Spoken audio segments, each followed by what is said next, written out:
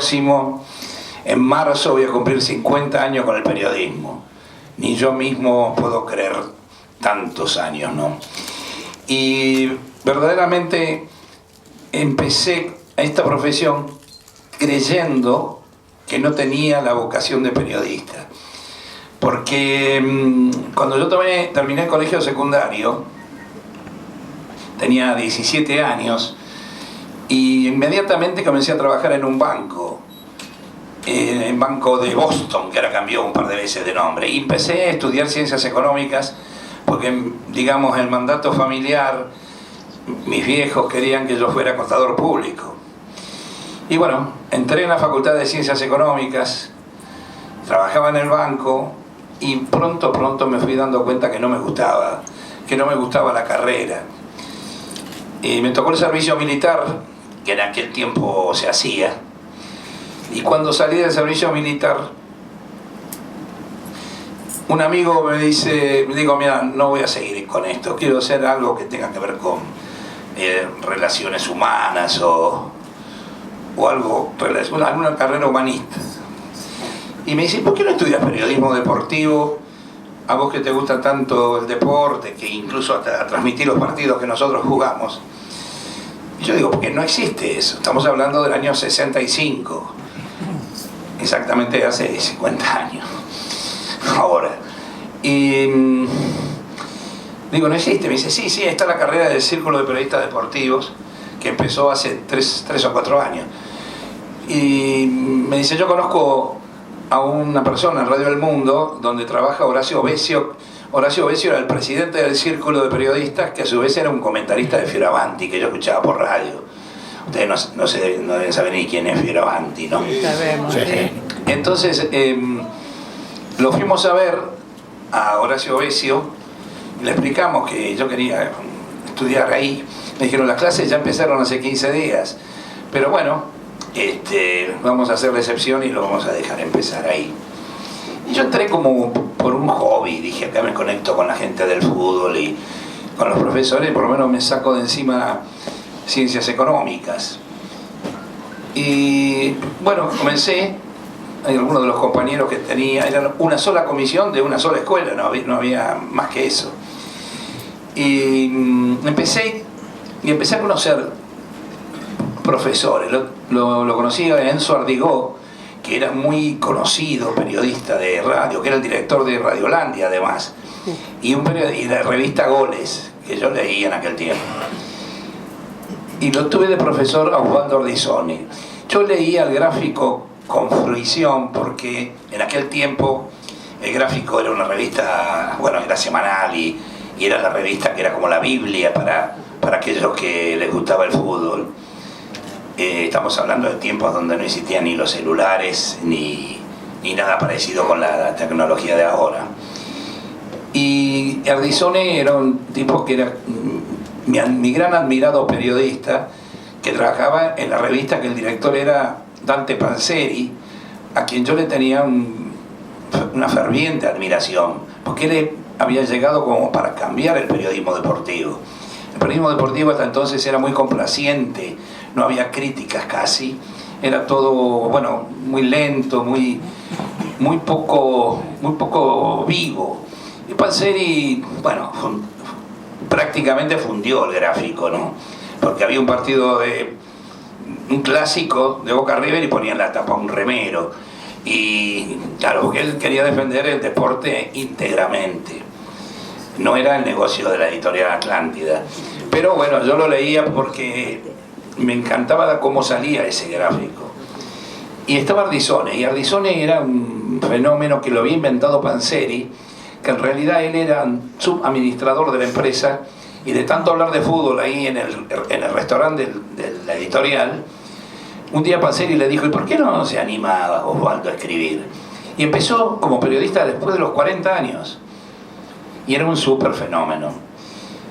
Y él lo tuve como profesor ahí, y el viejo era viejo, bueno, como yo ahora, y no corregía casi nunca, ¿no?, los trabajos que le hacíamos nosotros. Y un día corrigió y preguntó quién era yo y me dijo, está bien esto. fue un instante, solamente un instante, donde comprendí que ese era mi destino, que no podía ser otra cosa que no fuera esto. Si este tipo que yo admiro tanto me elogia una cosa que yo escribí, quiere decir que yo puedo traer en esto. Y me cambié el chip, como se dice ahora, me puse las pilas y me dediqué de lleno a comprender que había descubierto mi vocación cuando tenía 20 años. Y bueno, tuve suerte porque al año siguiente, cuando estaba en segundo, vinieron a buscar a un alumno para trabajar en Canal 13, en las transmisiones de los partidos de tercera división. Se transmitían los partidos de tercera división a la mañana, que venían tercera, reserva y primera. Y yo iba a una cancha que no era la del partido principal, a tratar de pasar los goles que había y conseguir dentro de lo posible a las 11 de la mañana cómo iba a formar el equipo de primera que iba a jugar después del partido de reserva, o sea, 4 horas después. A veces se conseguía, pero en ese tiempo no existían ni los teléfonos celulares y las canchas, algunas no tenían ni teléfono. Entonces cada vez que había un gol, uno tenía que salir a la calle a ver a un vecino, a tocarle el timbre, a ver si le prestaba el teléfono y decir gol de tal. A veces tenía que caminar 2 cuadras. Cuando volvía ya había habido otro gol o 2 goles más y uno no veía nada en realidad. Pero bueno, ese fue mi comienzo. Ahí tuve la suerte, el honor de conocer a Renato Cesarini, que es una gloria del fútbol, que era el técnico de River. Y el tipo con todo afecto me dio el equipo de River, la formación del equipo de primera. Y bueno, me empecé a sentir periodista, me empecé a sentir que esto es una cosa que camina por el cuerpo, ¿no? La profesión de periodista, como alguna vez dijo García Márquez, con todo respeto, el mejor oficio del mundo, es algo que ya hay que tomarlo con la pasión entera, porque uno es periodista no el tiempo que está trabajando en los medios, es periodista desde que se levanta hasta que se acuesta. Y tiene que tomar la idea de que principalmente uno tiene el deber ineludible de manejar primero que nada la noticia, pero honestamente una misma noticia tiene interpretaciones diferentes según quien las tome, porque esto es absolutamente subjetivo.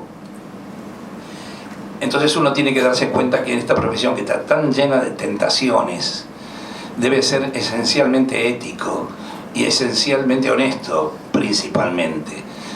Mucho más antes, cuando todo era más artesanal y todo era más difícil.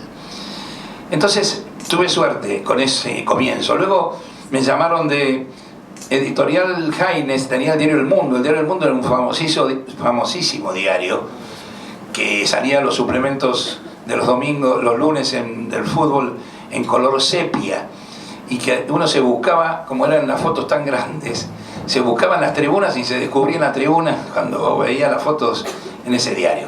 Bueno, ese diario se fundió. La llegada de Clarín, que había empezado en el año 45, fue creciendo. En el tiempo de Perón, en la primera presidencia, cerraron la prensa pasó a ser de la CGT, y entonces todos los avisos clasificados que salían en la prensa pasaron a Clarín.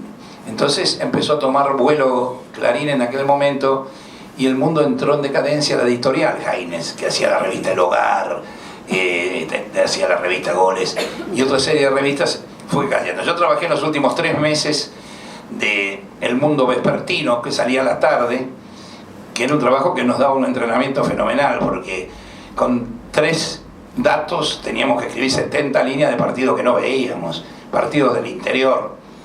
Salían todas mentiras en ese diario, eran imposibles, porque terminaban los partidos y se cerraba el diario.